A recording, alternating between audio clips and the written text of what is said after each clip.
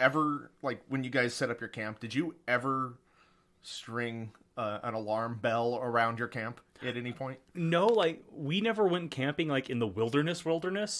Like, when we went camping, we would go to, like, campgrounds at a lake or KOAs and stuff like that. Sure. Okay. Because I've done camping in the wilderness. Yeah. Not many times. I could probably count it on one hand. But that was not a practice, like, that I ever was taught. You know, my dad was kind of an outdoorsy guy, and, you know, he taught me, you know, you string up your food in the trees so the bears can't get it. Yeah. You know, proper fire safety. But I never did the bells thing, so no. I don't know. Anyway, welcome to Creature Crunch, the podcast where we watch a movie and then we take a creature, we kind of just stomp all over it with our big hairy feet until it is crunched down into some sort of stat block. My name is Matt. And I owe Carnosaur an apology. We are talking about a movie today that my wife requested. Apologies in advance, Penny. Yeah, she's going to be so upset with me. we talked about it a little bit last night, but you had to pre-apologize. She did enjoy it. She did enjoy this movie. But Chris, what did you think? What did you think of this movie? I didn't like it. You didn't like this movie? No, this was a bad time. So I think that you probably disliked it a lot more than I did. Yeah. I found it tolerable, but I do think that this movie suffers a movie sin in that it is boring. It is very boring. I mean, a movie, even a bad movie, can get away with a lot as long as it's entertaining. Yeah. And this one, like, I don't think this was a bad movie. Like, there were definitely parts that were not great, but I don't qualify this as bad movie. I qualify this as boring movie, and to me, that's so much worse. I would call it a boring bad movie. So, differing of opinion. But, so, what we watched, if you guys hadn't picked up on it, or, I mean, I guess listened to last week's episode, we watched the movie Big Legend, 2018, I believe, directed by... 2018. Directed by Justin Lee. Directed and written by Justin Lee, who's done a number of other smaller movies. I knew exactly two people involved in the production of this movie, and it wasn't any of the main characters. And we'll get to those. We'll get to the surprise characters here in a bit. Yeah. But yeah, Big Legend, Bigfoot movie, and I mean... Honestly, the biggest problem with me was that a lot of the scenes were boring. They stretched on for forever. There's a lot of walking through the woods scenes, and I mean, fortunately, the movie does get saved a little bit by those scenes. They're pretty. Like the environments are very, very gorgeous. It's to up look in the at. Mountains. Mountains look pretty, especially when there's snow on them like this. Yeah, but it is a very slow paced movie for most of it. They do a few jump scares that I don't think land at all. I'm not a big fan of just cheesy jump scares myself, but the tension never seemed very high in this movie to me, and it's just like I said, it's very dull. And the movie, I think the biggest thing is it takes itself way too seriously. Yeah, it wasn't scary enough to be scary, and it wasn't silly enough to be silly. Right, but. So that's kind of our opinion on it. Honestly, I don't think I could recommend this. It's I mean, if you want to add it to there's a few scenes and I'll get to them in a little bit. But to me, and I'm not kidding, the last 5 minutes of the movie to me made up for it. But... Like you texted me when I was at work yesterday, and you're like, "Yeah, it was worth it for the last 5 minutes." I'm watching this thing, and it's like, there's no possible way the last 5 minutes can make up for any of what I'm going through right now. And then, like, that last 5 minutes happens. It's like, okay, well, that came out of fucking nowhere. Yeah, so, like, I was in stitches after the last 5 minutes. I was just baffled. I was befuddled by this, because it is, like, so contrary to everything else that's going on in the movie. Yeah. It comes out of nowhere. It comes out of nowhere. It really, like, we'll get to it when we do our full synopsis. But, like, I don't know. It feels like we were almost watching, like, a follow-up movie to something else. Right? Like, it's...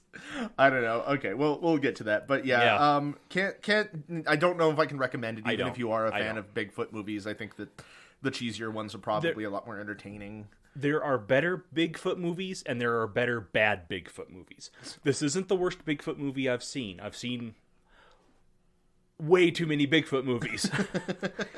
And yeah, there's better ones out there. Like, if you want an actual, like, mystery that's pretty cheesy but still kind of fun, watch the Boggy Creek movies. If you want something that is so fucking stupid you'll punch your fist through a TV, watch To Catch a Yeti. Don't watch this. But this it had a pretty small cast. Yeah. I kept drawing comparisons to Sweetheart the entire time I was watching. It's hard not to. It's very because we've similar. watched both of them now, and like they're both small cast movies that are pretty much set in one location. 2 for this movie because there's also that wood paneling room that they shoot every other scene in, and like there's similarities, but to me it really does show why I like Sweetheart more. Sweetheart is definitely the superior film. There's not even a conversation like about both that. Both are slow paced, but Sweetheart has a better. Sweetheart keeps ratcheting that tension up the entire time you're watching it, and this doesn't. It just leaves it on like a 3 through the entire movie. Mm-hmm. So like I said, it was directed and written by Justin Lee, and it stars Kevin Mackley as Tyler Laird. It's also got Todd A. Robinson as Eli Verunde. Or as I call him, my enemy. And then Summer Spiro as just simply Natalie, who's basically Tyler's fiance. She gets fridged quick. And then Scotty Musguy as the Beast. Yeah. Now, that is one thing that I do have to say about this movie is it does use practical effects. That's a check mark in its yeah. I mentioned in my notes that the suit doesn't look terrible. It looks like a knockoff Chewbacca outfit. Yeah. The creature design I didn't hate. It's a Bigfoot. Yeah, I mean, it's a Bigfoot. It's certainly we'll talk about it when we get to that point, but I liked it. But just a little bit of background. Lee, Mackley, and Robinson have apparently all worked on some other small films, most notably one called Badland, which is, from what I read, a subpar Western. It does not surprise me in that regard. No.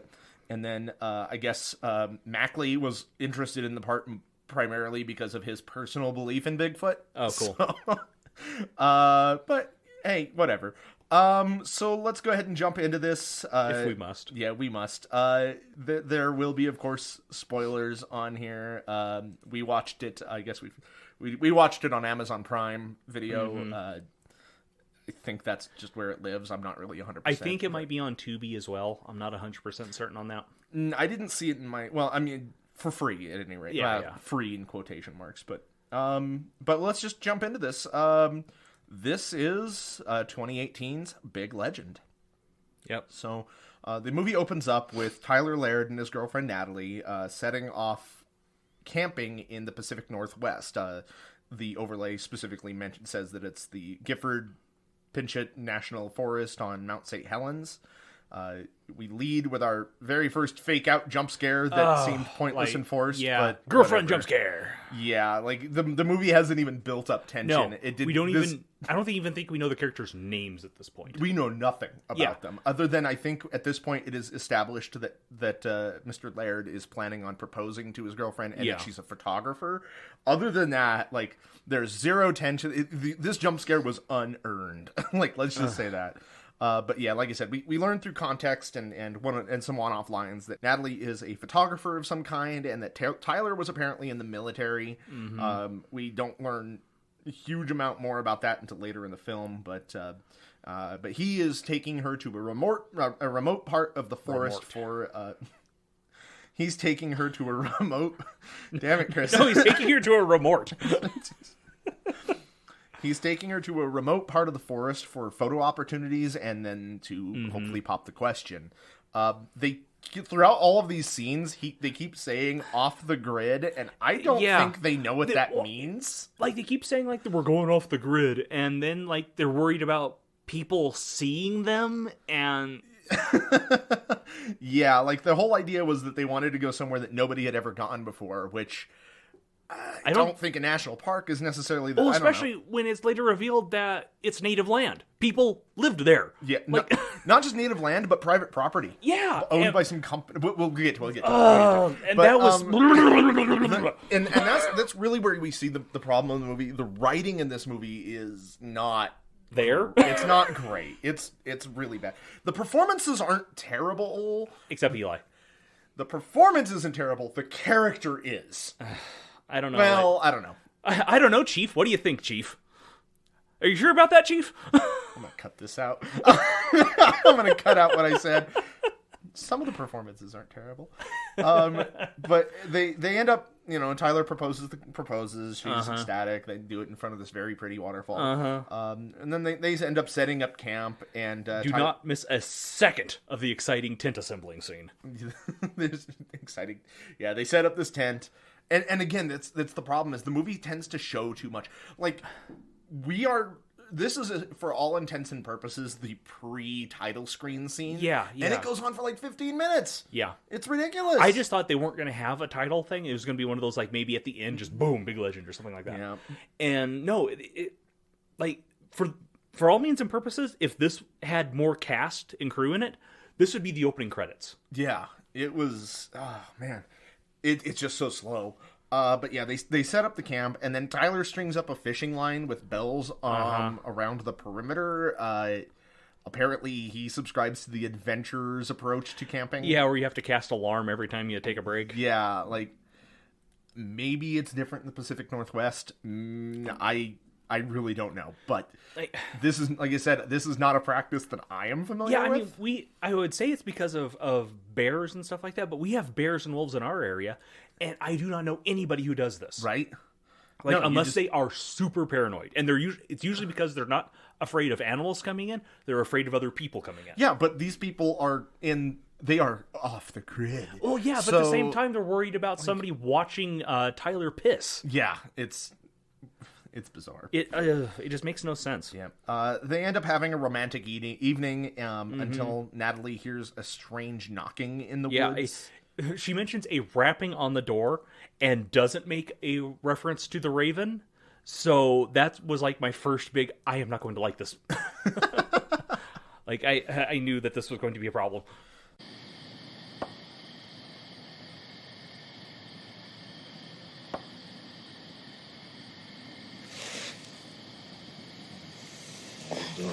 There's some kind of knocking going on out there.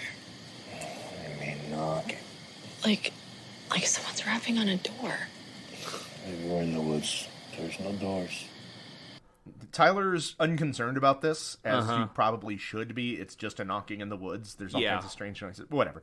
But he tells her that there's probably a bear, and then eventually the bells he strung up start jingling, and that gets him to grab his revolver and head out to investigate. Yeah. Well, even before that, like, one of the other sounds that the creature out there makes, he says, oh, it's probably just elk.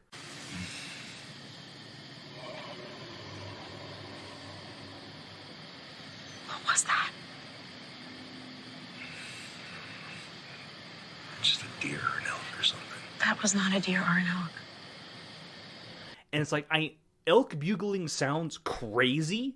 It doesn't sound like that. He finds a fallen branch on one of the lines and is like, oh, I guess that the wind knocked it down. I guess he also finds like a weird stack of small rocks. Yeah. And like that gets mentioned later, but it never really gets explained. You get that a lot in this movie. Yeah.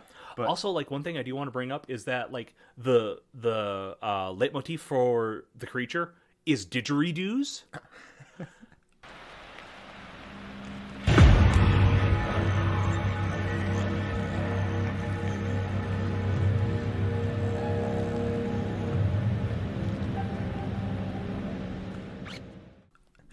I don't know why. It has nothing to do with Australia, and the didgeridoo is very much an Aboriginal instrument from Australia. If you hear a didgeridoo, it means Australia.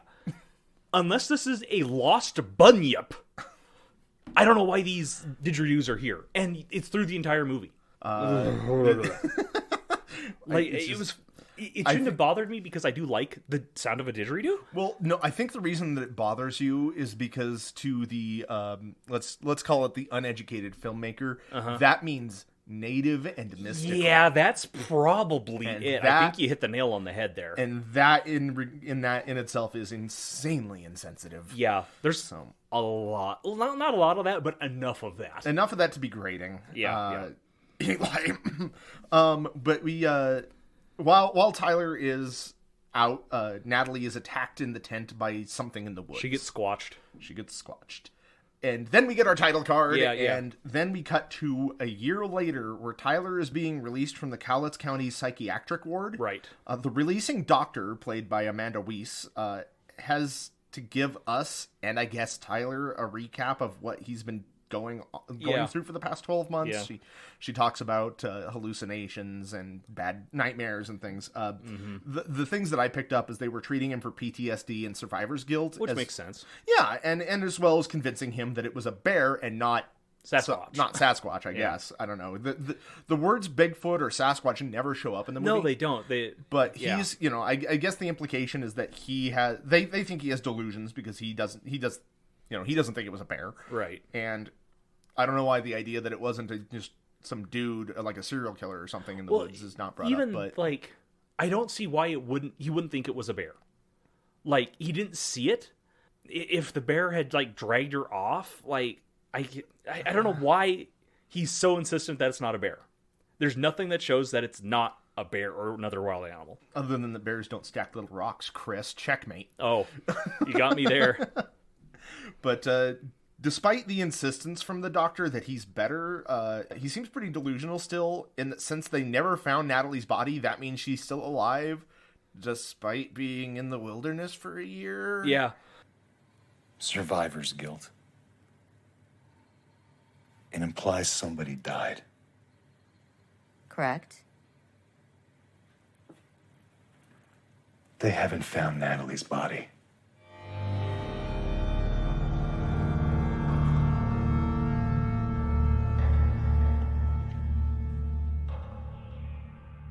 If she's still out there, she is not doing well, dude. Tyler's mother, played by a surprise Adrienne Barbeau, from some other classic movies like Yeah, The from Fog, Good Creep Stuff. Show, the Swamp Thing. She's also the voice of Catwoman in Batman. Hell yeah, the she animated is. Series. Like, she's just in this movie. Yeah, She I comes did up. not know that she was going to be in here. I didn't see her on like the cast listing. Yeah, I guess from what I understand, the part of Tyler's mother was not in the original script and was added in later or added in late to try to give the audience like a conduit into the movie. Like, I guess the voice of reason to make it sound like Tyler wasn't freaking nuts. I guess she was written like Lee wrote her in late, Yeah. and I guess he could only think of her to play this. I don't know. Anyway. Maybe she needed like a check. She was I don't overdrawn at the bank or something. Yeah. Just needed the money real quick. Or she's just a real friendly person who likes Yeah. to take up parts like this, Maybe. like somebody else in this movie. But yeah, she picks him up and takes him home where she has a heart-to-heart with him. And She takes him from the wood-paneled psychiatric office to her wood-paneled home, which looks exactly the same because it's the exact same room. It's also the hospital at the end. They had one room. And come hell or high water, they were going to use it. But yeah, like she does tell him, like, the first line that really stuck out to me was she tells him, "Nothing you've said sounds crazy." And it's just like, yeah, that's why you spent a year in the psych ward. I've been talking about it for months, Mom. No matter what I say or how I say it, I just sound crazy. You don't, Ty. Nothing you've said sounds crazy. Yeah, because he Like- sounded like perfectly fine. But He wasn't again, shouting about Bigfoots. But it's trying to establish that she's kind of an instigator here. Like, Yeah. she believes him. And she very much implies that he is going to go hunt the Easter Bunny. She encourages him to go back to the national park and find out what happened, and gives him this story about when he was 6 years old hunting Easter eggs. Apparently, that only time. Yeah, just that one time. But he tells her, like, oh, he apparently got so enveloped in this that he started looking for the Easter Bunny proper. Yeah. And would not stop until his dad bought a rabbit and allowed Tyler to find it. And then Tyler wanted to know how the Easter Bunny hid the eggs and would not drop that. Yeah. And, like, the idea was, again, to show that it's his mom trying to prove to him that, you know, hey, you're dedicated. You will not rest until you find the answers. And it's like, I don't know. It was... it's less that and more like, dude, you gotta go mellow sometimes, man. You can't go this hard in the paint for everything. But Mom evidently has a box of evidence for Tyler from the police that includes Natalie's camera. Yeah. He reminisces while looking through her pictures and stumbles upon one that is a random picture of the forest with a oh, words. A boog shoot. A boog shoot. Boog shoot booby. I don't know. What? I don't know. I'm going to take a drink. Hold on. All right, let's try that again. Yeah. Stumbles upon one that is a random picture of the forest with a big... Did it again, dude. I did it differently, though. Yeah. Stumbles upon one that is a random picture of the forest with a Bigfoot-shaped silhouette in it. Yeah. It almost looks like the classic, like, the picture of Bigfoot, but even worse. It's like, just, even blurrier. Yeah, and it's just standing there. I mean, evidently the police didn't look through the evidence very closely because this picture is not subtle. Yeah. But, whatever. Tyler packs up and heads back to the site of Natalie's disappearance. While exploring, he sees a sign indicating that this section of the forest is private property, owned by Xylon Incorporated. Yeah. This gets brought up a couple times for no reason. Once more. Yeah. Not even a couple times. Yeah. Once for no more. reason. I can only assume it's going to be in the inevitable sequel. I hope so. But he then finds a huge muddy footprint. Yeah, yeah. And while having a sit, he's being watched by something in the woods. Mm-hmm. Bigfoot O-Vision. He makes his way to the river, puts his stuff down, and then goes to fill his canteen with water. I really hope Bigfoot pissed in that river. Although he'll get his share of Bigfoot piss later in this movie.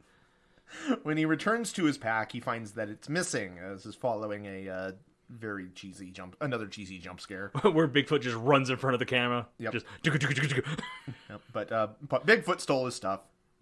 That's what it is. Bigfoot stole my birthday present. My friend's birthday present.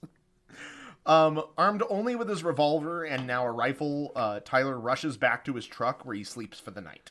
Mm-hmm. The following morning, Bigfoot fucks his car. He's attacked by something. Bigfoot fucks his car. And then Bigfoot throws a rock at his windshield and rams a tree branch through the back window, and then rips the driver's side door off its hinges. We never actually see Bigfoot. No, he's an invisible. He's cloak mode. Yeah, he uses camouflage technology. Tyler shoots out the open window a couple times, out of the missing door. Yeah. Tyler shoots out of the missing door a couple times, which seems to drive it off. And then within minutes, another man shows up to see if Tyler's okay.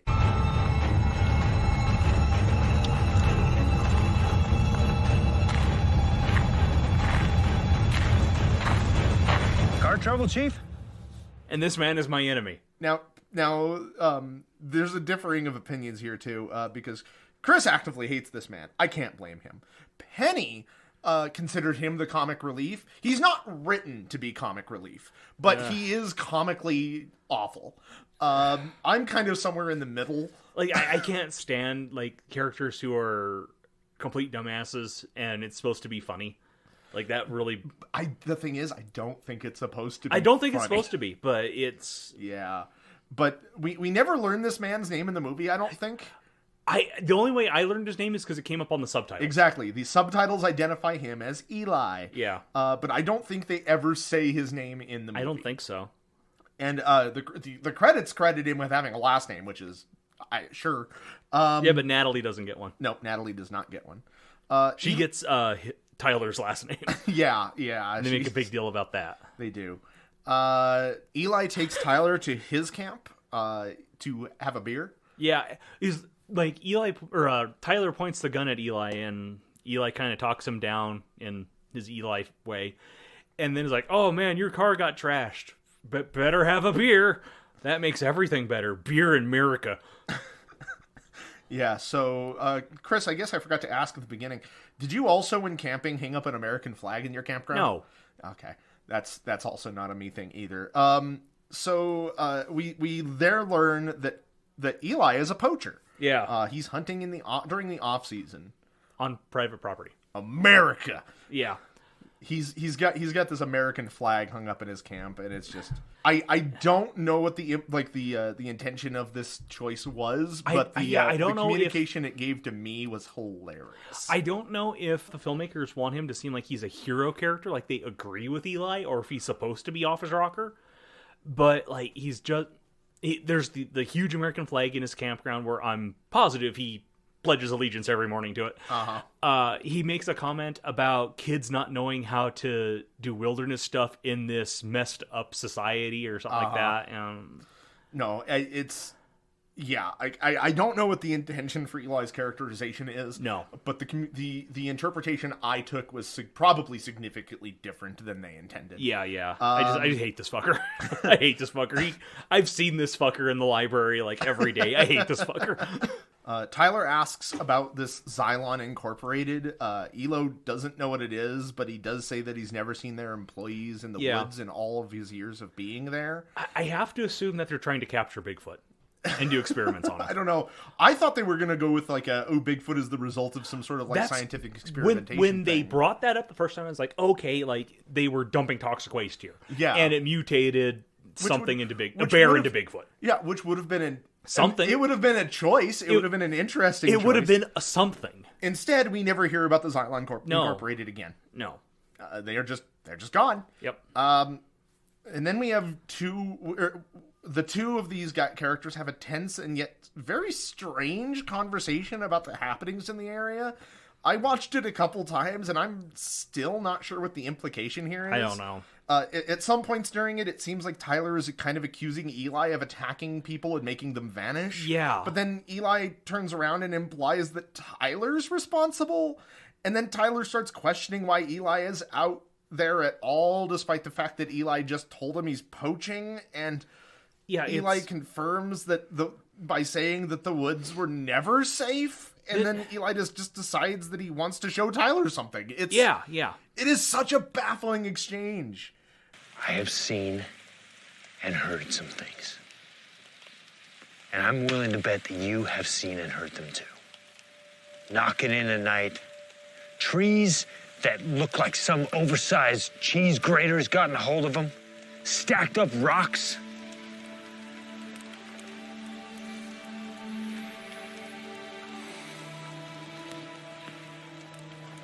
The night my fiance was taken, I heard the knocking.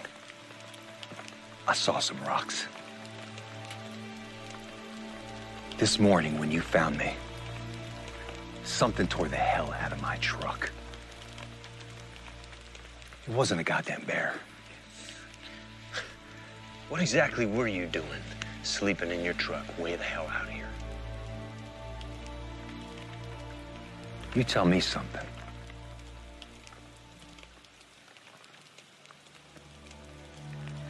You say you're out here doing some illegal hunting. People are going missing left and right. You implying something, friend? I'm just trying to figure out what makes a guy like you get out of bed in the morning. Truck your ass out here in these woods. We both know it's not the safest place to be. This place ain't been safe since long before me and mine, Chief.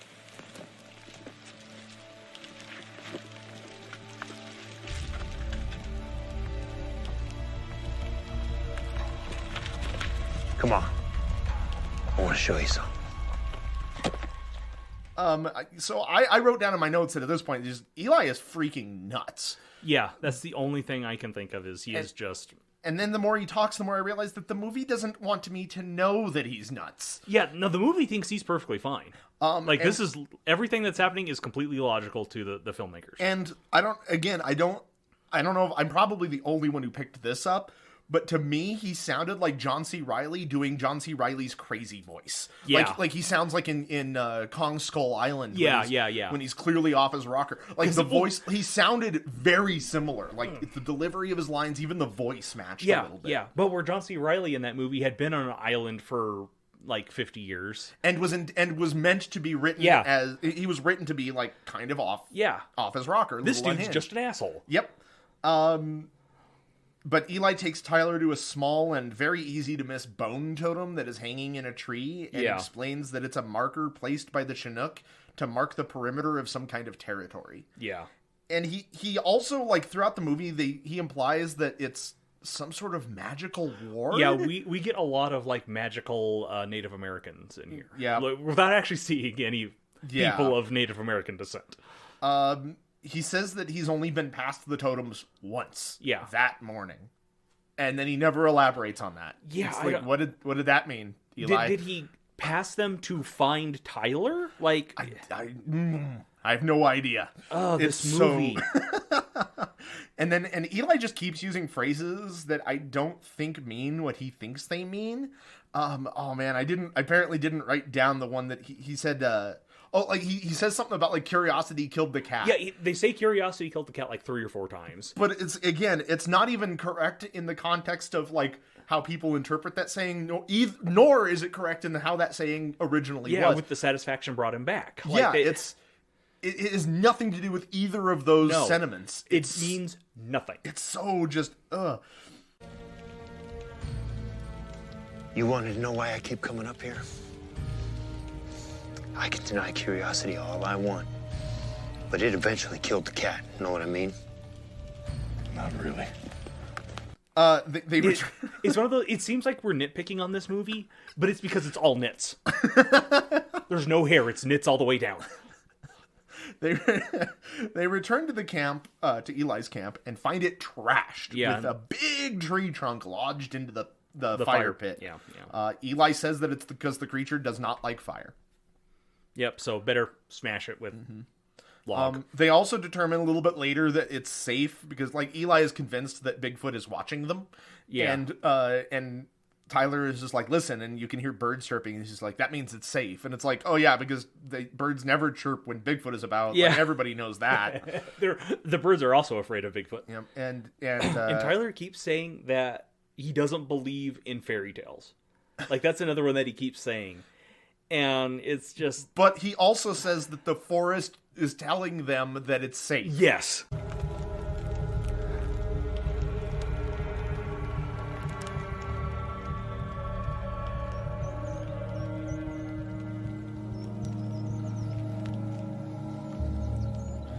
Whatever it is, it's a ways off. Why you say that? Listen. Forest is letting us know it's safe. Because apparently Army Rangers in this world are druids. Yeah. He multi-classed. Bad druids, yeah. The movie wants to get some ideas across that it just can't seem to back up. It has a million half-formed baby ideas. Mm-hmm. And it's not nurturing any of them to completion. The two end up going chasing after this roaring that they hear, so apparently the birds lied. And Tyler ends up falling into a muddy bog filled with human bones and blood. And he puts his hand directly in what I am 100% positive is Bigfoot's toilet. There's no indication that that is incorrect. Yeah, he, like, falls in it, and he stands up, and he's just like, and he's, like, he's super wet. And, yeah, he put his hands directly in Bigfoot piss. It's pretty gross. But, oh, hey, his stuff is there, too. Yeah. The creature then throws a big rock from off screen. So fucking funny. Oh, I had to pause it. I was laughing so hard. Yeah, just fucking cracks Eli in the leg. This big rock just flies out from off screen and just hits Eli in the leg in one cut. Like, there's no, like, cut to, like, I don't know how to say it. I'm not a movie maker. I'm not a filmmaker, but it's so weird that they can do this. Like, they can show the rock hitting Eli in the leg, but whenever anybody has to fire their gun, they're firing it off camera. Like, the end of it is off camera, except for one scene where they don't, and it's very obvious that the gun did not fire. Tyler scares the creature off and then drags Eli to safety. And it's done in this very weird montage. Mm-hmm. Like, I don't know. It was like, I think it was supposed to be artistic. I don't know. But he gets Eli set up and then goes to inspect his leg by jamming his finger into the open wound. Piss-covered fingers. Yeah, he's just like, he reaches in there and We find out that the bone broke the skin, Uh-huh. and he just jams his finger right in there. Let me fiddle around in there for a bit, Eli. This is what you deserve. Tyler says that he needs to set Eli's leg, and he wants to go back for his stuff to do so.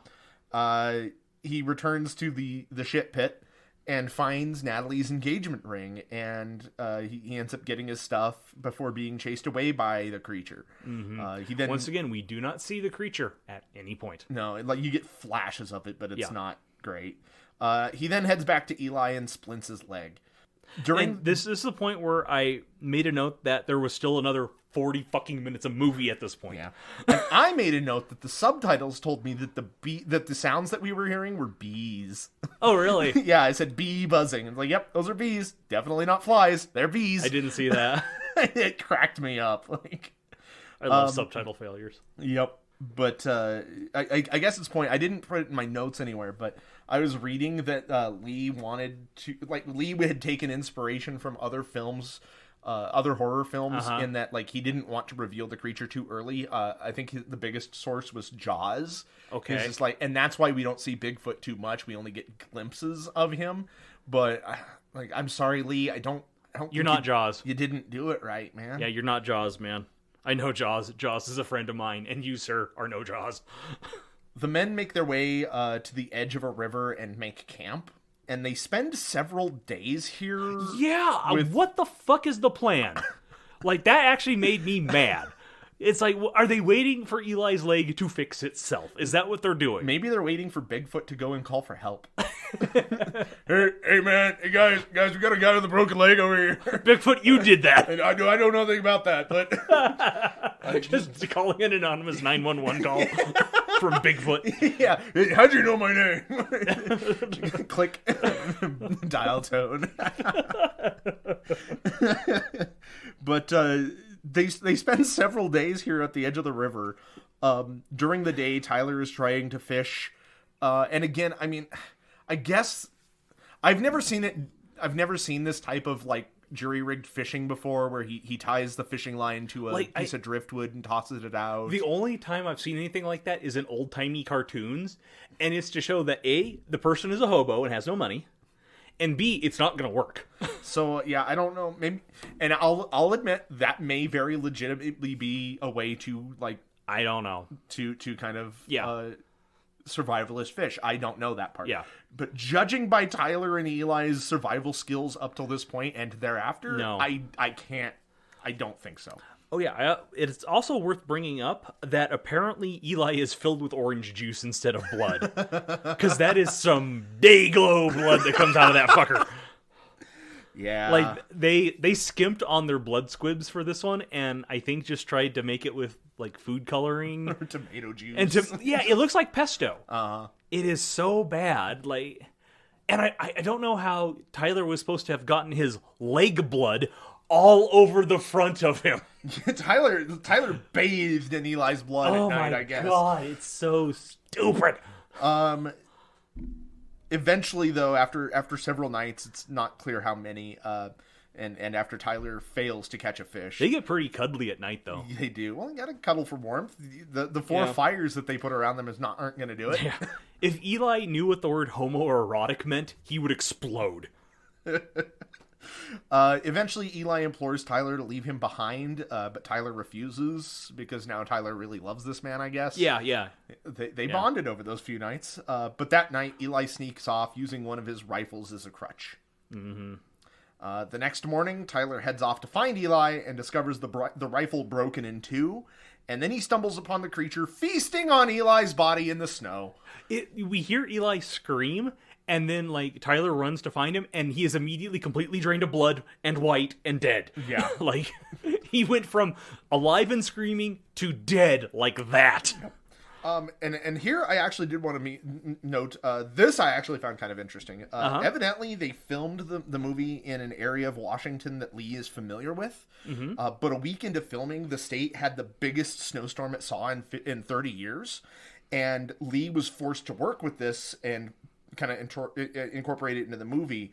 And they ended up editing the different shots to show the progression of the snow buildup. Okay. So, like, credit where credit is due. That makes That's sense. pretty decent editing. Yeah, that makes sense. I thought it was kind of weird when they're doing that, like Eli and Tyler are running away with Eli's broken leg montage, and all of a sudden, like, more and more snow keeps building up. It's like, well, we never actually see any snow falling, so that's weird. But Yeah, like I'm willing to bet that that's why that Yeah. montage felt so weird. Is it was probably done out of necessity more than anything. exactly. But I mean, it was ineffective. Like the montage was weird, but I honestly didn't notice that. Like that's like it didn't strike out to me as like, oh, that must be why. Right. So that was interesting. I appreciated that. But Tyler fights with the creature for a bit. Ends up getting his shoulder ripped open in the process and scares it away after shooting it a couple times. And now he is full of orange juice. He stumbles away and patches himself up, doing the obligatory sewing myself up badass scene. And then he has this Arnold Schwarzenegger in the Predator moment as he prepares to fight Bigfoot. Yeah. Sweethearts was better. Yep. It's a very similar plan too. Yeah. Build a bunch of spears and light everything on fire. So there's a lot of similarities. It's weird. It is. It's a trip. He ends up going back to Eli's old camp and dousing it in gasoline. And one thing that I did note is that he douses Eli's truck in gasoline, and then he sets himself inside the truck. Yeah. I mean, earlier he tried to find the keys to start Eli's truck, and thank God they didn't do the cliche like, oh, it was under the visor, you know? Yeah. But we do, however, get. Oh man. Yeah, I had the same note here too. Oh, I was wearing headphones. Oops. Yeah. Big mistake on my part, apparently. Yeah. He decides that he's ready to fight Bigfoot, so to draw him in, he starts honking the horn. We get a full 3 minutes of just honking. Yep. Right in my ears. It was bad. Like, he even props something to keep the horn honking. Yeah, and it is... Horns honking they're not usually in the register that human beings are able to tolerate for a long time. Yeah, that's kind of their design. Right, they're meant to be attention grabbing and loud and irritating so that you see what the problem is and make it stop. Yeah, right. I don't think that they were definitely not designed to be blasted in a cinema for 3 full minutes. Oh my god. And eventually, like, and I had that same note too. Like, I was not using headphones, and I was just like, oh my god, I hate this. Yeah. I wear my headphones anymore when I'm watching this stuff, if I can get it on a streaming service, because I've got a set of really good headphones for my PS5. So that's kind of what I've been listening to them on, and it's bad. This was the first time like I regretted. Yeah, he basically honks the horn all bloody night in order to draw Mr. Foot in. It eventually works, and the two do have a showdown, and the horn mercifully stops shortly after. But I was still hearing echoes of it after that, though. Like, it was. Yeah. We eventually find Tyler emerging victorious after he shoots a propane tank and then lighting the gas on fire. I do have to give him flare. credit for not having the propane tank immediately explode when shot. I thought the same thing. Because that's kind of how every movie thinks propane tanks work. Movie and video game. Yeah. But no, he shoots it and it just expels gas, propane, as they do. Very CGI gas. It didn't look good, but and then he lights the gas on fire with a flare, which causes the creature to burst into flames because of the explosion. Bigfoot runs off into the night all aflame. Yep. And I briefly had the idea of like, oh god, are we going to do another creature but on fire stat block? But we can't keep doing it. Why is that? We can. I just don't think we should. Why is that every movie's go-to? Like, okay, end of third act, light the monster on fire. The next morning, a driver comes across Tyler on the road, and Tyler is brought to the hospital. Another cool piece of information that I got is the driver is actually Scotty Maskai, the guy in the suit. Oh, really? Yeah, he's uncredited in the film, but that is the suit actor for Bigfoot. Huh. Which I thought was kind of interesting. Yeah. And then... Does that mean he got to cash 2 checks? He was uncredited. It's probably not. Oh. And besides, his total like screen time on the film is like all of 5 minutes. It's true. But I think that like during the finale is when we actually do get to see the creature. And as far as Bigfoot suits go, there are definitely worse. I personally like how hairy this one is. He's a very fuzzy motherfucker. Like he's got there's a lot of hair, and his face is pretty grotesque looking. Yeah. You can see it kind of like in between the hair. He looks like Strong Mad from Homestar Runner wearing a bear costume. He's like a perfect cube of Bigfoot. He's very broad. He doesn't have a whole lot of neck going on. Yeah, I mean, honestly, and I hate to say it, but honestly, if you want to get a good idea of what this Bigfoot looks like, look at the cover art for this movie. Yeah. It straight up shows him on the front. Speaking of the cover art for this movie, like when your spouse like suggested it to us, I was like, okay, that's a horror comedy of some kind. Because I remember getting that in at work. Because we get a lot of D-grade cinema in at work because they're very cheap for us to acquire at the library. Right. And we got this one in. And I was looking at the covers like, big legend, okay. And it's the Bigfoot in the background with kind of a goofy look on his face. Like he's supposed to be like snarling or something, but he looks kind of doofy. And then Tyler and Eli like running away. And it looked like Tucker and Dale. Sure. Like, it very much looked like a Tucker and Dale type thing. I was like, okay, this is a horror comedy. It's got to be. Look at those two goofballs. And this movie would have been so much better if it was. Like, yeah. It would have been better if it was a horror comedy. It would have been better if it was about two hunters awakening to their sexuality in the forest while being stalked by Bigfoot. No arguments here. Yeah, like, it was going that direction. It should have gone that direction. It should have gone all the way in. Yeah, it should have gone all the way in. But then we get to the scene that I cherish personally. Like, I'm sorry. Okay. So this was a lot. When Tyler awakes, the nurse, played by Ashley Platts, seems kind of catty about his ordeal and tells him that he has a visitor. And this visitor is an old man named Jackson Wells, who's played by Lance Henriksen. Lance fucking Henriksen. What are you doing here? So, for those who might not know, Lance Henriksen is best known as Bishop from the Aliens. Yeah. Aliens and Alien 3. And he's part done of Alien 3, the opening part. The beginning. Where he's dead. Well, I mean, he's got other parts in it. Yeah. But either way, and I get the distinct impression that Lance Henriksen is he's just a nice guy who would enjoy being He in likes any horror being movie. in genre cinema. I mean, he's been in a billion different movies. Yeah, and this is apparently his fourth appearance in a Bigfoot movie, the others being Untold, Abominable, and Sasquatch Mountain. And those are about the same quality as this, from what I understand. I cannot imagine why that is not why that is the case, Chris. Yeah. But he's in a wheelchair and he kind of scoots up, and I remember typing in my notes at this point. This is like, now he's going to ask Tyler to join the Avengers, and then he does. Yeah. He tells Tyler that he believes Tyler's story and that he's also encountered monsters. And then asks Tyler to join his elite team of monster hunters. Yeah. Not kidding in this. I died. I laughed so hard. The whole time this was going on, I was just like, okay, that nurse is just standing there. Like, yeah, okay, I'm letting this happen. This is the thing that's going on in my hospital. And then it turns out she's in on the whole thing. Yeah. And it's like, okay, cool. This is their fucking night nurse. That's because she's Lance Henriksen's freaking Maria Hill. Yeah. So this is the real question. Did you kill it?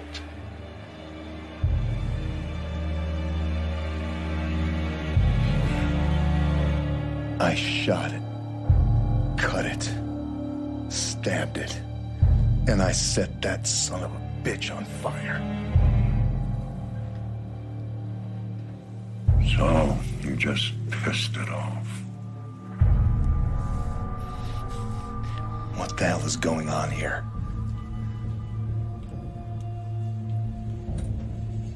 We are part of a team, Mr. Laird.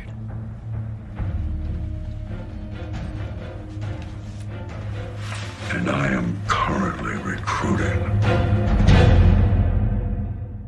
I'm sorry, Chris. I know this movie is not good, but I am all here for fucking shitty cryptid monsterverse. The thing is, like, that could be such a cool idea, but these guys, like, they tease the next movie. Like, what the fuck is it called? Like, The Monster Chronicles or Monster something Chronicles, like that. that's what it is. It's like, for one thing, congratulations on the most generic name possible. And it's just like, it's like Tyler Laird and Lance Hendrickson's character Eli will return in the Monster Chronicles. It's like, why the fuck do I care? don't care about Laird. Like, I do not care a single shit about this man. And I just meant Lance Hendrickson. Right. And I don't know, Lance Hendrickson, I'm okay with him though. Yeah. Like, he's best performance in the movie, hands down. Well, sure. I mean, that's a low bar. Don't make him trip over it, man. But that was Big Legend. It was something. It was a big something. So yeah, like you said, I'm sorry, Penny, I love you, but oh man, Penny, I love you. You're my sister. You're my family. This movie ate the entire asshole, like in the bad way. This was like I said, I don't think it didn't. You know, it wasn't, to me, it wasn't grating. There was no like there were cringe moments, but like I watched the movie that I keep comparing it to was The Devil Below I watched earlier this summer, and I would not be able to sit through The Devil Below again. Period. Right. Okay. This one I could probably do it if I was. If I was watching it with somebody, or if I had my phone out or something, I could do it. I would turn off The Devil Below if I had to. Yeah, but when I was watching this, like, even though I was taking notes the entire time, I kept having to check my phone and see if did anybody text me. Please, somebody talk with me. I am alone in watching Big Legend. This is the saddest I've been in weeks. But yeah, it's like I said. To me, it wasn't the worst. It's not a great. To me, it falls in that horrible spot where it's not anything. It's boring. It's just like it's so much nothing, and I think that's what makes it so bad. Yeah, is that there is absolutely nothing going on in this movie. Right. It's just so much shots of people trekking through the wilderness. And being survivalists poorly. Yeah, like. I am better at wilderness survival than these two schmucks, and I am a small town queer. Right. Like I get it. Like I am an indoorsman. I do not like I am more comfortable in front of my computer than I am even in my yard. Yeah.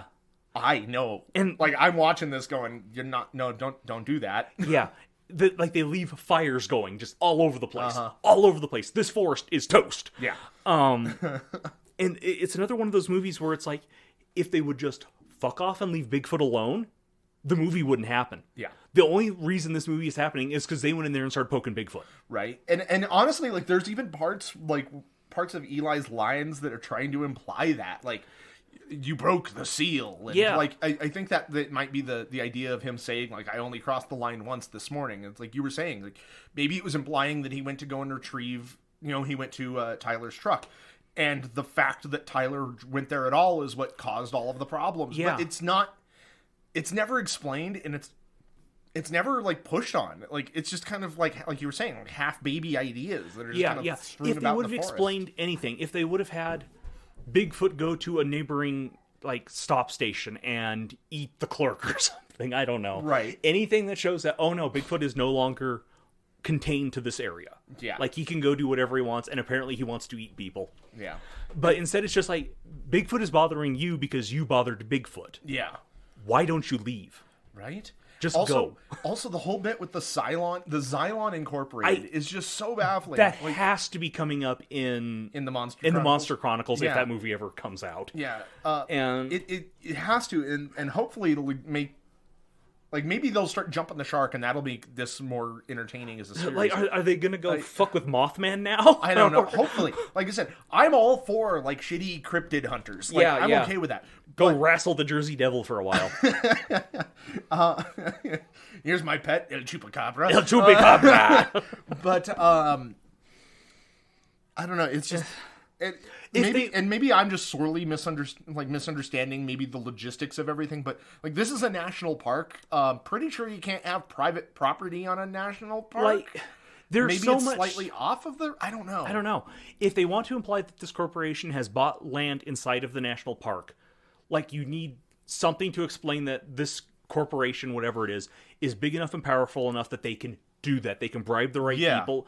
But since it's just in a forest and one wood-paneled room, we don't ever get to see any of that. We have no idea what any of this is implying. It's just stuff. It's background stuff that doesn't tie in to anything. Yeah, it's plot noise. Yeah, exactly. That's a great way to describe it. But well, Ooh, I'm getting heated. I shouldn't be. I shouldn't be. This is a dumb movie. I don't need to get heated, but I am. like I'm gonna get a fucking soda. Okay, yeah, we're gonna. I think we're gonna go ahead and cut there. We're gonna head over to our crunch. Yeah. Bigfoot in the backyard, I can't believe my eyes. Try to get myself a picture so my friends don't think I'm lying. How could this monster walk upright like a guy? Undiscovered for so long, his feet are exercised. His feet are exercised.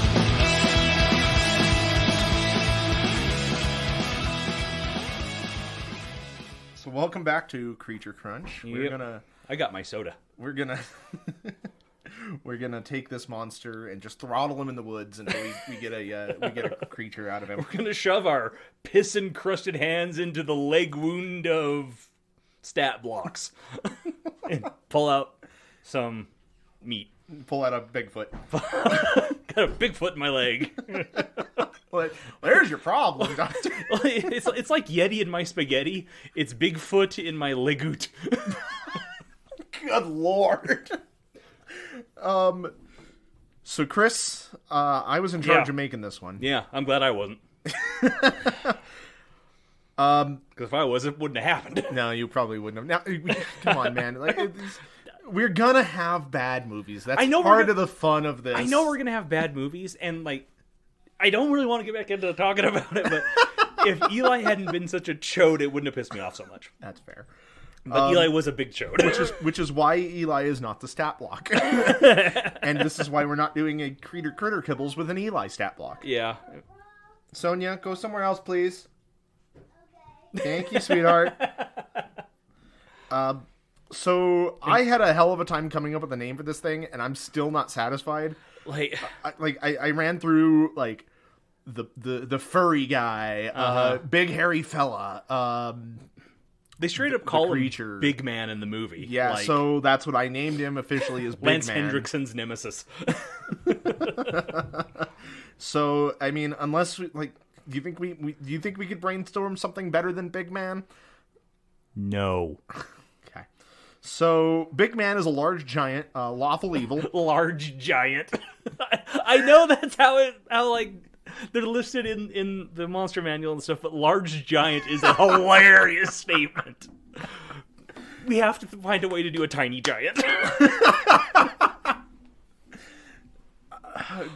I mean, I have heard that there's a documentary style horror movie about baby big feet. Oh! I cannot find it. Oh man! The person who told me about it couldn't remember the name of it. Okay, but yeah, questing. Anyway, so I made him lawful evil because this Bigfoot is clearly not neutral. He is actively hunting the people who encroach on his territory, and he has apparently has laws that he has to abide by. He has to stay within this hunting radius. Exactly. I'm glad that translated. Yeah, so, no, I get that. I based him largely off of kind of a mix between the troll stat block and the Yeti stat block. Why would you ever use a Yeti for a Bigfoot? It just came to me. It was just I hit randomize. Okay. But I kind of mixed them together. He's got an armor class of 13. He's not super hard to hit. We see him getting hit in the movie. Mm-hmm. But he's chonky. I gave him quite a bit of constitution because it's implied in the movie. Lance Hendrickson says at the end, what, did you kill it? And he's like, well, I shot him and lit him on fire. And he's just like, oh, so you just pissed him off. He shot him, slashed him, stabbed him, lit him on fire, and and so it's implied. Oh, you made him mad. Yeah, Bigfoot is not killed. No. So I gave him a 22 in constitution. This is a beefy boy. And he's got 18 in strength. Those are pretty much his only noteworthy attributes. Yeah. I gave him proficiency in stealth because we never see him. Well, we never see him. It is Bigfoot. Yeah. But also in the movie, he passes by in front of the camera. And you can see Tyler in the background, and Tyler has no idea. So, yeah. He's got some good stealth. Dark vision because he hunts at night. He's got some pretty low passive perception because 2 reasons. I gave him low wisdom based off of, again, the troll and the Yeti. But also because that freaking horn is honking all night, and it takes him forever to find Tyler. Yeah. So I don't think it's that he couldn't find Tyler. I think it's that he didn't really care until he became pissed off enough, like I did, to go kill Tyler. Yeah, it's like, oh my god, stop your alarm! Anyway, This is a quiet forest. But I gave him a little bit lower passive perception because of that, or at least wisdom to imply that he has poor perception. Right. Now his attributes, his abilities, again, based pretty heavily off of the Yeti. Right. The Yeti has the fear of fire, so does our boy. The big man, if he takes fire damage, he has disadvantage on attack rolls and ability checks until the end of its next turn. Yep. And then, similar to the Yeti's snow camouflage, I gave our guy forest camouflage. The big man has advantage on dexterity checks, stealth checks, made to hide within wooded terrain. Okay. And then the only real flavor that I could find to put into this guy was based off of Lance Henriksen's line at the end. Make it angry once a day. If the big man would drop to 0 hit points but not killed outright, it can drop to 1 hit point instead, and then it gains advantage on all attacks until the end of its next turn. Okay. Pretty simple. It's very similar to the ability that I always forget the name of that orcs and half orcs have. Yeah. I always want to call it indomitable, but that's a different thing. No, it's endurance. relentless endurance. Yeah. There it is. So yeah, I based it off of that. Put a little bit of spin on it. There's your flavor. He's got multi-attack. Big man can make 2 attacks with its knockaround, or 1 knockaround and 1 rock attack.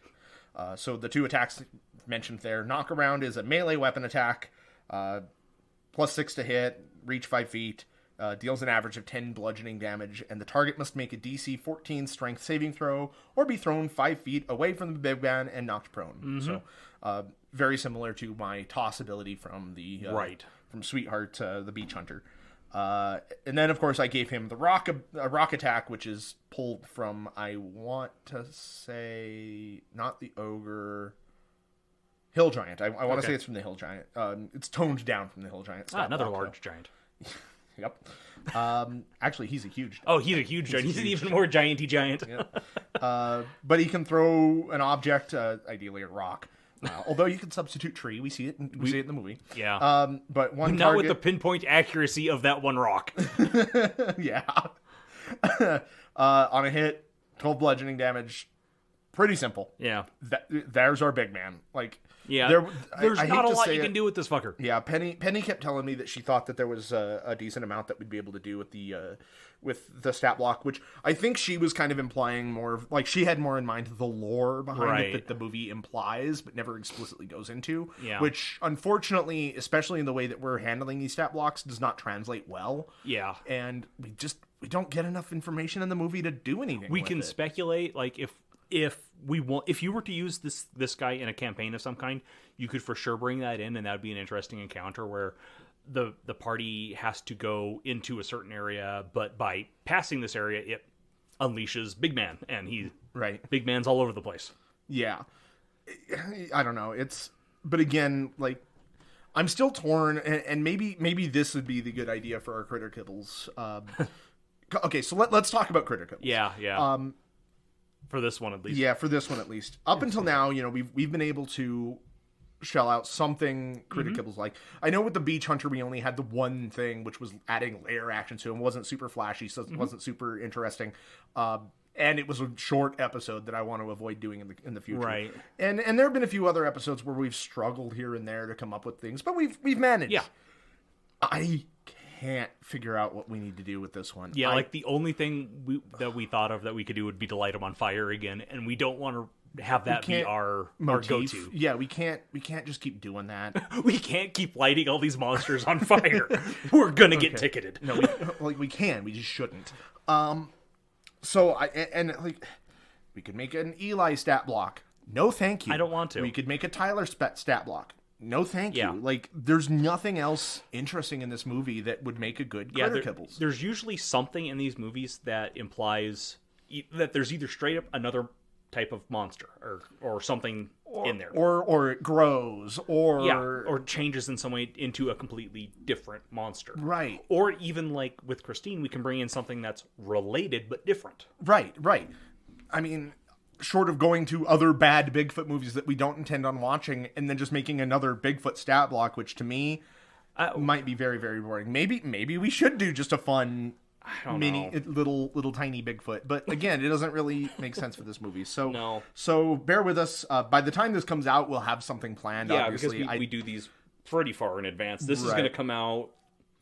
Oh, that Happy New Year, Matt. Thank you. I was just about to say, yeah, this will be our first New Year episode. Welcome to 2022. Hopefully things are different. Yeah, hopefully the world isn't more on fire. Yeah. Can you believe that the thing happened? That was crazy. That stuff was wild, that thing man. was crazy. Yeah. It was almost as bad, maybe even worse, but also maybe less as bad as the insurrection last year. I would hazard a guess that it was less bad than that unless we get a second insurrection at that point, which is, I would, it may have happened. I don't know. Yeah, who knows? We're filming this on Halloween, so recording. Yeah, we are. Yeah, we're recording live on Halloween before a studio audience. But anyway, as I was saying, I digress. Yeah. By the time this comes out, I mean, we'll be putting out a Patreon thing on the same day as this. Right. So we'll have something. out. We got time. But we don't know what, and I'm just kind of brainstorming now. Also, we need to pad this out. This is a shorter episode. Really? Like, I figured our rage would have maintained us. No, it did not. It did not. No. Well, it's because it's such a nothing of a movie. Mm-hmm. Like, No, we're at to the point now. Usually when we record, I record both I do the main episode and then the crunch separately. Right. And I usually do the main episode is about an hour to 15 to an hour and 20 minutes, and then the crunch is another 15. I didn't separate them this time, and we're at an hour and 10. Oh, Jesus. Okay. Wow. Yeah. So this may just be a shorter episode. It's probably just going to be a shorter episode. But, I mean... you're going to get some of those. But, I mean, I wouldn't mind necessarily brainstorming some ideas for Critter Kibbles. Yeah. Or our Patreon. It may not even be called Critter Kibbles, depending on what we do. It'll Patreon bonus content. If nothing else, like I said, maybe we will just get really, really buck wild and create our own... a bunch of little big feet. Little Bigfoot. How has there not been a movie called Little Bigfoot? Hold on. Time to research. I have the internet. I'm a capable person. Oh, no, not that. If there isn't a movie called Little Bigfoot, we demand compensation if a movie is made. Bigfoot. In 1997, Little Bigfoot, there was a sequel called Little Bigfoot 2, The Journey Home. That doesn't sound... What? Ooh! Oh, no! All right, I've got to look that up. Hold on. Ooh! Little Big... Good God Almighty! Oh, there's an animated GIF! Oh, I hate it! You said this is... Oh! I warned you, motherfucker! Oh. Look at him go! Oh, no! We are spiking all over the place right now. I don't care. Oh, no! Oh, my God. That fucker, Jesus Christ. Oh, Jesus.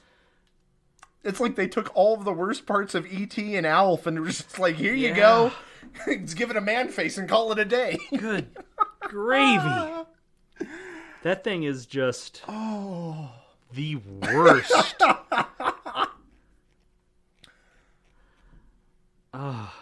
Maybe that's our Critter Kibbles. I don't want it. I don't want it anywhere near our brand. Oh, man. We'll come up with something. Okay. Well, because, I mean, I was thinking we could do something like that. You had the idea of doing, like, discussion episodes. Yeah. I think your pitch idea was, like, what qualifies as a kaiju. Mm-hmm. Penny had the idea of talking a little bit more in depth about, like, some of the meaning and symbolism in movies. She had some really cool opinions about Sweetheart, which keeps coming up and, like, really kind of reaffirms my belief in that movie being a good movie. This episode really put it in perspective. Yeah. But I do really wish that I could figure out what documentary style mockumentary mockumentary that was. Yeah. I asked him. It was one of my coworkers at Walmart, and that ship sailed. Yeah, pretty thoroughly. I told him about Creature Crunch. He was supposed to tune in and stuff. Movie but I don't think he has. About young Bigfoots. Well, Legend of Boggy Creek. I know that already. God damn it, Little Bigfoot. 76% of Google users liked that movie. 3.3 on IMDb. Oh, what does that mean? Nothing good. Nothing good. In all honesty, it's probably a nostalgic movie for a lot of people, and it just missed us for some reason. It came out in 97, so I know, maybe. but 97 was still in what I consider childhood, so Yeah. I don't know. But we've only padded out another 6 minutes. Yeah, and most of that's going to be cut. I know. This is going to be such a short episode. All right, let's wrap it up. Yep. Put a bullet in this thing. So explode it and light it on fire and chase it off into the woods. I mean, we're gonna have these. There's gonna be shorter episodes. There's gonna be shorter episodes. There's gonna be bad movie episodes. There's gonna be movies that we didn't like that you may have liked. There's gonna be movies that we liked and you didn't like. This isn't even gonna be the worst movie that we'll watch, because I know we have Deathbed the Bed That Eats on our list, and I know for a fact that fucker's worse. So. Yeah, that's one I don't relish watching. That one's going to be a rough sit, but it's going to be so bad that I think we'll have a good time discussing it. Oh man. So Chris, this week was my pick. That means your pick is next week. Yeah. What are you whatever. Next episode is your pick. Oh gosh. Okay. Yeah. What do we got? What do you got for us next? Well, we next are time? doing the '80s remake of The Fly. The '80s remake. David Cronenberg's 1986 remake of The Fly, with a Jeff Goldblum, a wild Jeff Goldblum running amok, doing science and merging himself with a big old spookity fly. Yeah, I'm excited for this one because I've only seen. I caught this movie on cable back when I was a teenager, and I watched most of it, but I fucking love it. It's so gross. Oh, I'm excited. It's about super this. gross. The only thing I remember is the donut scene, but yeah, well, that's a good scene. but yeah, I look forward to that, and thanks so much for listening. We do really appreciate it. This has been kind of an off episode. I don't necessarily say an off. Honestly, it'd probably be pretty entertaining, albeit short. And again, I anybody who's a fan of Big Legend, again, I'm sorry, Penny, I love you, but if you're a fan of this, great, more power to you. I'm sorry that we ripped on it for an hour, but you are entitled to your opinions about this movie. We can never take that away from you. I didn't like it, but that doesn't mean that you can't like it. That's just how things are. But hey, again, thank you so much for listening. Feel free to join our Patreon and take part in some of our fun extra episodes, our critter kibbles that we discuss. Suggest movies that we can watch, so that we don't get kind of caught up in the weeds on stuff again. Yeah, I mean, we've got some requests already, so we definitely appreciate that. Love you guys. And some fun movies, and like I said, I can't. Even though this was a request, please keep them coming. Yeah, definitely. It was fun to not have to choose one. That makes it a lot easier. I think that's also the problem, is that when we're in charge, we're probably not going to choose the bad ones. I don't know, because I am going to stick some horrific shit on you at some point. Okay, I'm not going to probably pick too many bad ones. See, then again, I did pick Carnosaur. You picked Carnosaur, but like I said, I have to apologize to Carnosaur because it was not nearly this bad. It was just kind of weird. Yeah. But anyways, like I said, join our Patreon. Yep. Take part in our Critter Kibbles. We are the exclusive owners to the John Voight Stat Block. So far, anyway. If you would like to jump in on that, we would really appreciate that. Yeah. Don't forget that we do post our stat blocks for our creatures on our Twitter, and also they've been going up on D&D Beyond if you want to use them in their official encounter builder. Thank you, Chris. I completely spaced out that I'm actually doing those. Yeah. No, I've been paying attention. Yeah, I've been putting them up on D&D Beyond, and yeah, you can find the link to our folder full of these stat blocks on our Twitter. And you can follow us at Twitter at Creature Crunch. Yep. If you want to reach out to us in any other way, you can email us at creaturecrunchpodcast@gmail.com. And Chris, anything else you want to plug, or where can we find you? I don't have anything to plug at the moment. Like I said last week, still kicking around a few ideas. I might get to them once things in my life calm down a touch. Kind of hectic right now, but we'll get through that. If you want to find me on Twitter, you can do that at the Library C. That's CEE. And of course, you can find me also on Twitter at Danny_Hamsteak. You can also check out our actual play D&D podcast, Shouting at Dice. Which may rise from its grave at some point in the future. Yeah, I'm hoping that by the time these episodes come out, it's risen. Did you find the files? I found some files. Did you? I did. You didn't tell me I about found that. the last couple chapters worth of files. Wow. I'm still missing the middle, considering where I found those files, I'm relatively positive they're on my old laptop now. Okay. Now it's just a matter of affording to get being able to afford the cable to transfer from right. But anyway, I digress. Thank you so much again, you guys. We really appreciate you. Love y'all. You are the best. And you are the best of us. We will see you in a couple weeks. Yep. Bye. What do you